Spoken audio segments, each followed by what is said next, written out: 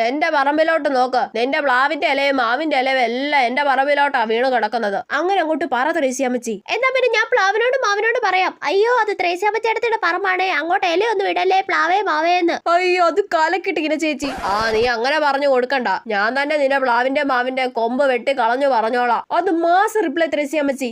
കൊമ്പ് വെട്ടാൻ വേണ്ടി ഇങ്ങോട്ട് വാ. ഞങ്ങൾ എന്നാ കയ്യും കെട്ടി നോക്കി നിൽക്കുവാണോ? നീ കയ്യും കെട്ടിയോ കാലും കെട്ടിയോ എങ്ങനെ വേണേലും നോക്കി നിന്നോ. ഇനി എന്റെ പറമ്പിൽ ഇല വീണാലാ ഞാൻ അപ്പ കാണിച്ചു തരാം.